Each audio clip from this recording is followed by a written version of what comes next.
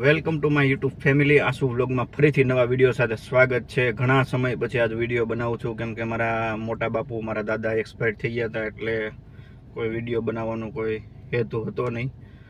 તો આજ આપણે જઈએ છીએ, હું અત્યારે મારી વાડીએ છું ને આજ આપણે જઈએ છીએ રાહુલભાઈ પાડા લાઠી, એટલે કે આપણા મિત્ર છે રાહુલભાઈ આહિર, એની વાડીએ તબેલો છે. તો તબેલાનો વિડીયો બનાવવા જઈએ છીએ આપણે. અત્યારે વાગ્યા છે 5:15 5:30 જેવું થયું છે સાંજના. અને આ વાડી મારો વાડીનો નજારો છે. હમણાં વરસાદ બહુ હતો થોડી વાર પહેલાં, એ પણ હું તમને વિડીયો હમણાં દેખાડું. આગળ મેં ઉતારેલો છે વિડીયો. તો અત્યારે હવે આપણે જઈએ છીએ રાહુલભાઈની વાડીએ. જો આપણી વાડીએથી આપણે નીકળ્યા, અત્યારે વરસાદ આવી ગયો છે, એક વરસાદ આવી ગયો છે. આપણે આ બાજુ છે એ આપણી વાડી છે. અને અત્યારે આપણે વાડીએથી નીકળ્યા છીએ. સાંજનો સમય છે, મસ્ત વાતાવરણ થઈ ગયું છે. વરસાદ આવીને વયો ગયો, અત્યારે પાછો તડકો નીકળો છે. તો હાલો મિત્રો, વિડીયોમાં બન્યા રહેજો. વીરપુરથી આપણા મિત્ર એવા પ્રદીપભાઈ જોશી આવે છે, મારા લંગોટિયા યાર. તો અમે બે જઈએ છીએ રાહુલભાઈની વાડીએ વિડીયો બનાવવા, સ્પેશિયલ તબેલાની મુલાકાત કરવા કે કેવો તબેલો છે, કેવું મેનેજમેન્ટ છે એનું. તો હાલો મિત્રો, આગળ મળીએ વિડીયોમાં. એન્ડ સુધી જોતા રહેજો, મજા આવશે તમને.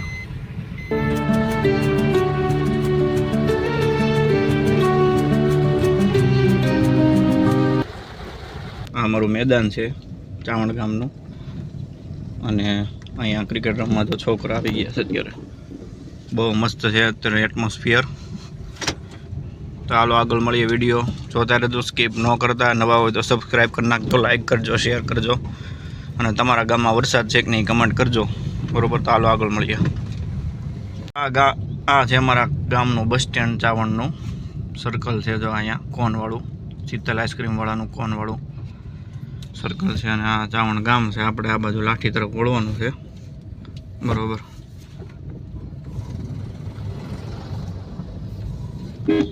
ફાઇનલી આપણે વીરપુરના પાટીએ પહોંચી ગયા છીએ અને આપણા મિત્ર આવી ગયા છે જોશીભાઈ. એની ગાડી લઈને જવાનું છે. આપણી ગાડી અહીં મૂકી દઈએ હવે. ફાઇનલી પ્રદીપભાઈ આવી ગયા છે અને એની વેગેનાર અત્યારે લઈને જાય છે. અને સિયાદે છે એ ઘરે પડી છે. અને અમે અત્યારે જઈએ છીએ રાહુલભાઈની વાડીએ તબેલો જોવા. લંગોટિયા યાર છીએ અમે ભાઈ. આ ભાઈ ને અમે બે. હા ભાઈ, હા. હાવ નાના નાના હતા ને, હવે ચોખ્ખો નથી કરી ગા બીજી કાંઈ કરજે ભાઈ. હાલો આગળ મળીએ. લાઠી સર્કલે પહોંચી ગયા આપણે. જોયું છે ને વાડી? જોઈ ને ફોટો નહીં મળી જાય. એ તો આ બુરખિયા રોડ છે એમને.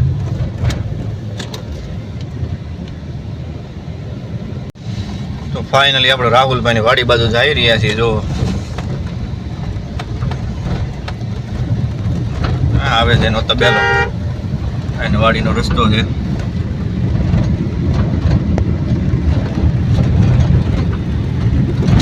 આ સ્વાગત કરવાનું આવી ગયું કુદરતનું.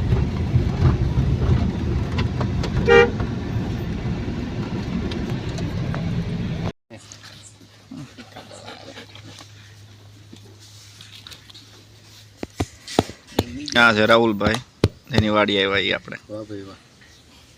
રાહુલભાઈ નો રખવાળો છે. રાહુલભાઈના સામ્રાજ્યનું ધ્યાન રાખે. હવે આપણે રાહુલભાઈ હમણાં ભેંસને એવું બધું દોવે છે, ત્યાં જઈએ છીએ. જો આ અત્યારે એનો બહારનો લુક છે. અંદર લગભગ 40 પશુ છે અત્યારે, નાના મોટા થઈને. અને આ બહારનો લુક છે. સામે જઈ લાઠી ભૂરખિયાવાળો રસ્તો છે. અને આ રાહુલભાઈની પોતાની જમીન છે અહીંયા, અને એમાં જ આ તબેલો કર્યો છે. તો હાલો આપણે આગળ જઈએ, જોઈએ. તો આ રાહુલભાઈનું પશુધન છે, જોઈ લ્યો. અહીંથી ચાલુ થાય છે ધીમે ધીમે કરીને.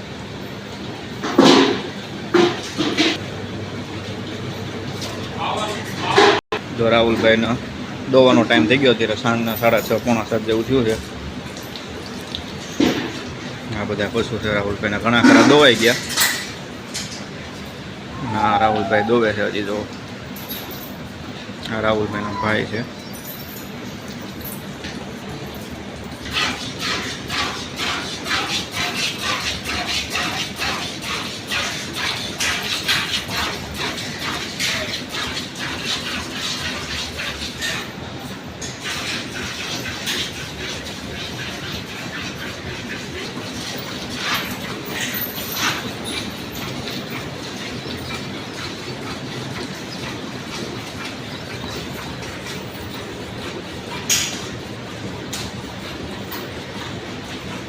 કેટલો રમણીય નજારો છે. કુદરતી ગામડાનું વાતાવરણ છે અને નેચરલી આ બધું દૂધ અહીંયા ગામમાં જ વેચે છે અને આ એની જમીન છે. આવું છે જો બહારથી લુક તબેલાનું. અત્યારે વરસાદી વાતાવરણ છે એકદમ. આ એનું બધું ઘાસચારો છે તબેલામાં ભેંસોને ગાયોને ખવડાવવાનો. અને હજી આગળ તમને હું બધું રિવ્યૂ દેખાડું. આ તબેલો છે બહારથી પાછળની સાઈડ આ રીતના તબેલો છે. આટલું બધું ખાતર ભેગું થયું છે. દર વર્ષે ખાતરનું પણ એટલું ઉત્પાદન કરે છે.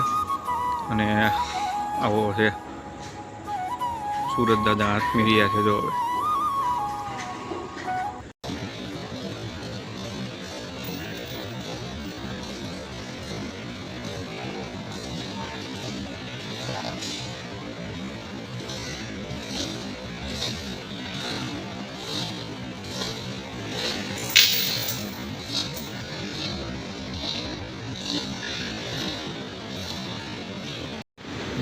જો આ રીતનો વચ્ચે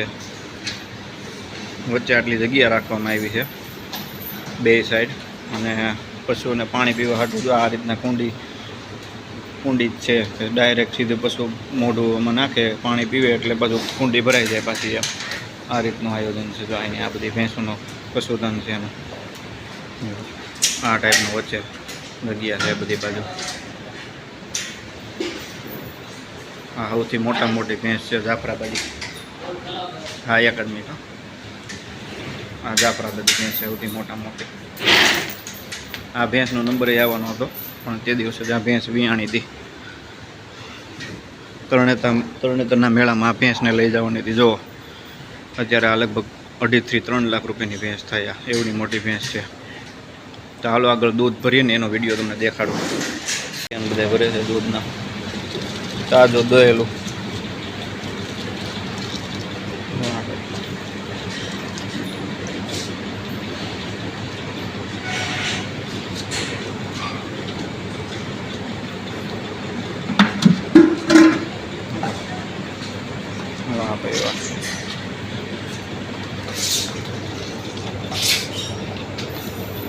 કેટલાક લીટર હશે? કેટલા 10 લીટરનું કેનું છે કે 5-7 લીટર? 18 લીટર.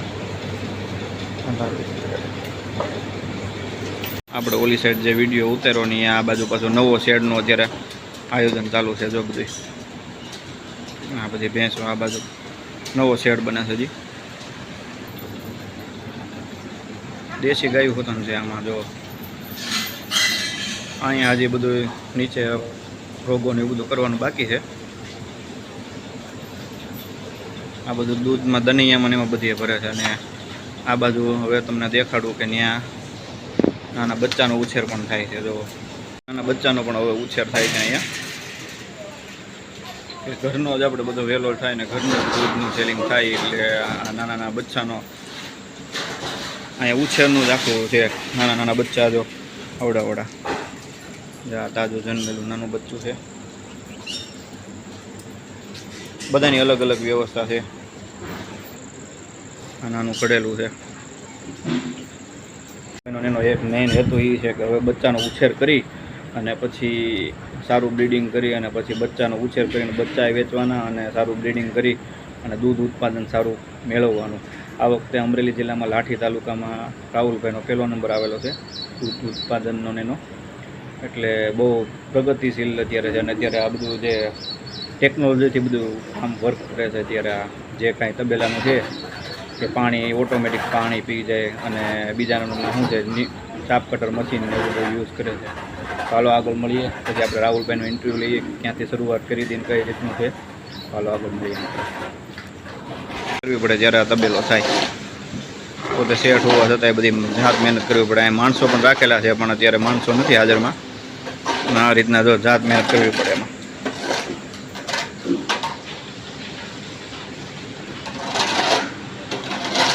જે કાંઈ પણ અહીંયા એનું કેટલું ગટર લાઈન છે કે જે કાંઈ પણ અહીંયાથી જેનું મૂત્ર આવે એ સીધું ડાયરેક્ટ આમાંથી આ ગટર લાઈનમાં થઈ અને અંદર એની જમીનમાં અંદર વયું જાય. જે આ પાછળ નીણ વાવી છે ને એ રીતના ડાયરેક્ટ એવી લાઈન જ ગોઠવેલી છે કે જે આમાંથી શું છે ટોટલ ઓર્ગેનિક બધું થઈ જાય ટૂંકમાં. એમ આમાં કોઈ સેન્દ્રિય કોઈ ખાતરનો યુરિયાનો કોઈ ઉપયોગ નથી કરતા. જો આ રીતના ગટર છે ને તો ડાયરેક્ટ સીધું એમાં આપણે જે કાંઈ નીણ વાવી છે ને તો એનાથી પશુને સારું રહે અને આપણે સ્વાસ્થ્યમાં દૂધમાં પીવામાં સારું રહે.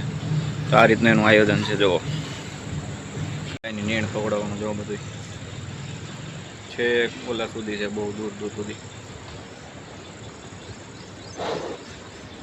તો આ છે મિત્રો જો ગોડાઉન આઈનું.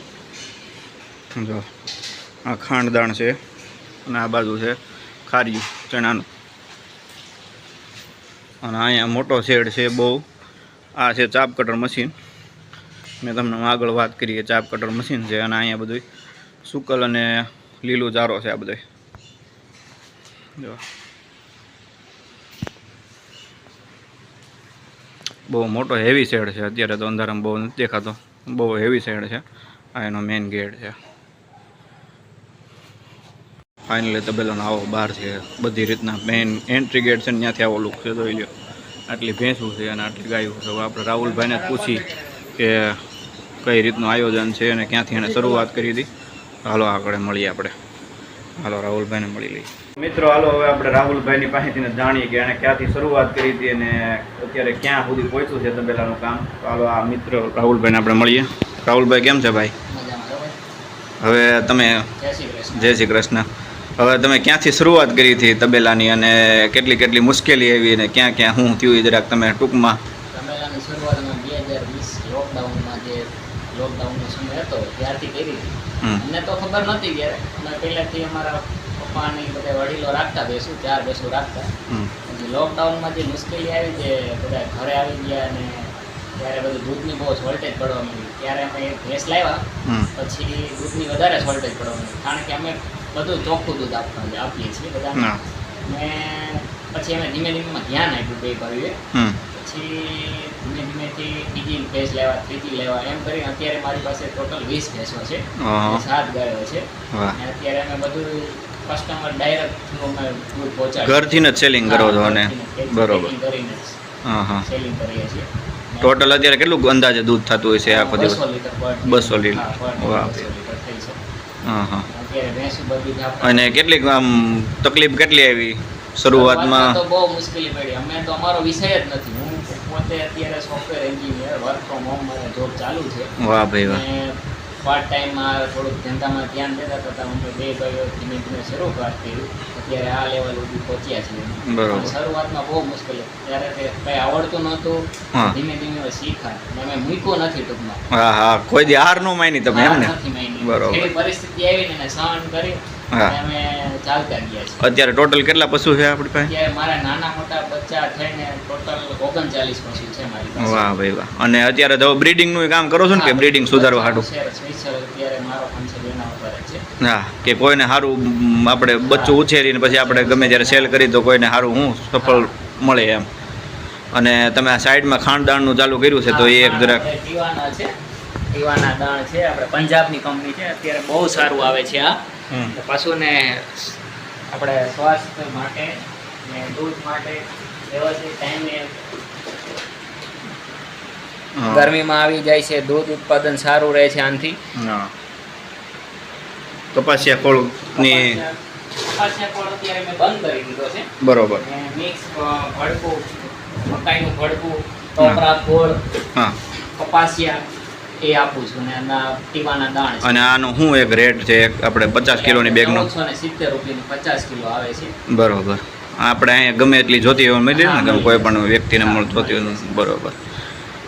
અને અત્યારે હવે તો કોઈ અત્યારે કોઈ પહેલાં જેવું જે સ્ટ્રગલ કર્યું તમે હવે કોઈ તકલીફ નથી ને? હવે તો હું રૂટિન થઈ ગયું ને બધું? રૂટિન થઈ ગયું છે ને. હવે આ બધી કામ કરવાની પ્રેક્ટિસ પડી ગઈ છે એટલે થોડુંક ફાસ્ટ થઈ ગયા છે.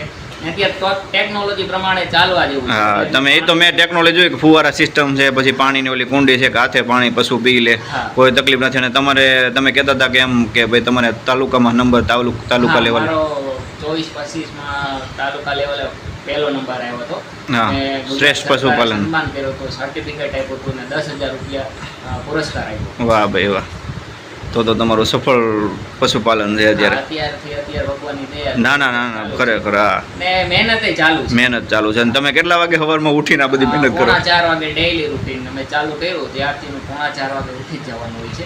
ઓહો. વરસાદ હોય, ઠંડી હોય, તડકો હોય, ગમે પીડીએલ ચાલુ હોય પણ આપણે આપણા કામમાં રૂટીન થઈ જવાનું. ના, અને ટાઈમે કસ્ટમરને સંતુષ્ટ કસ્ટમર, હા, સંતોષ કોઈ કસ્ટમર. પણ કસ્ટમરને પૂછી લેવાનું હા. કે ભાઈ કેવું દૂધ આવે? ડેરી ફાર્મનું દૂધ કેવું છે. કેવું આવે? સાચી વાત છે, બરોબર. અત્યારે મારા 150 પ્લસ 200 જેવા કસ્ટમર છે, હા હા, બધાય સેટિસ્ફેક્શન છે. સેટિસ્ફેક્શન, બરોબર.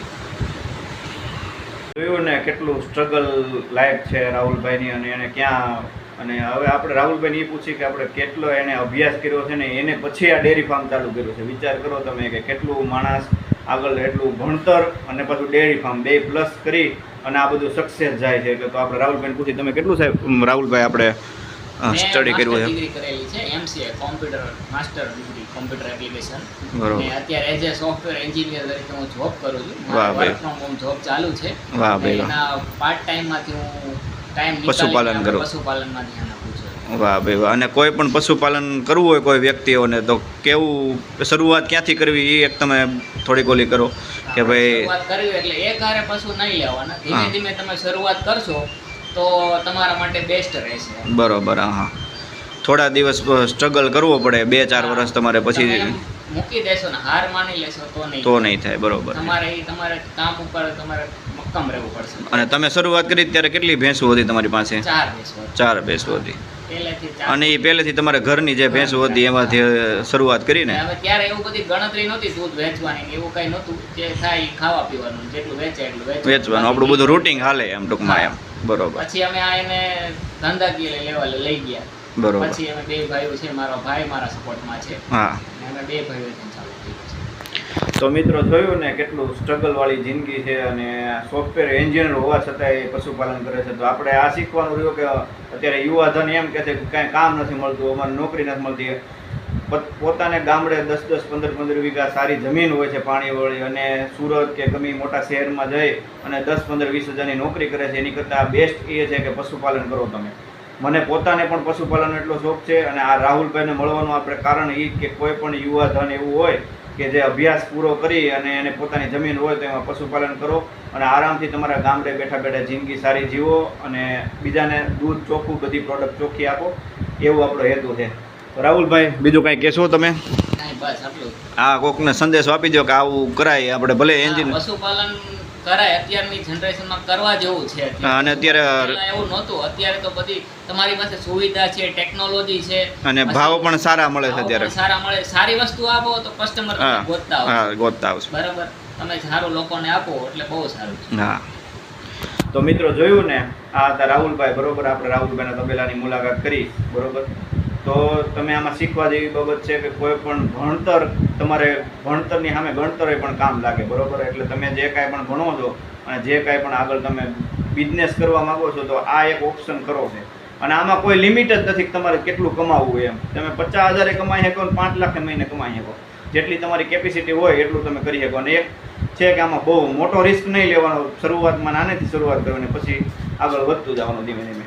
તો હાલો મિત્રો, આગળ મળીએ. હાલો.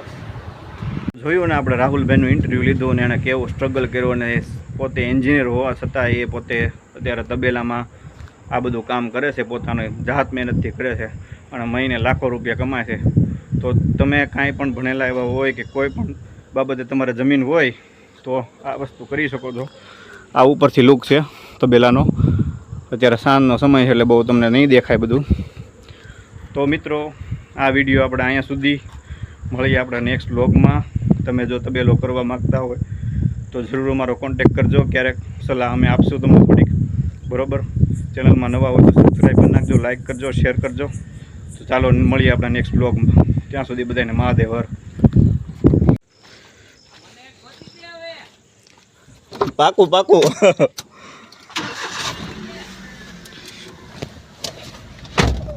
ચાલો મિત્રો, હવે આપણે અહીંથી નીકળી જાય છીએ, રવાના થાય છીએ. હવે રાહુલભાઈની મુલાકાત લીધી, ખૂબ મસ્ત તબેલો છે એનો, જોયો, બધું જાણ્યું, થોડુંક નવીનતા આપણે મળી એટલે શું છે નવું જાણવા મળ્યું. તો હાલો આપણે હવે આપણી ગાડી તરફ જાય છે. વીરપુરના પાટીએ પડી છે. પછી આપણે નેક્સ્ટ વ્લોગમાં મળીએ. હાલો, બાય.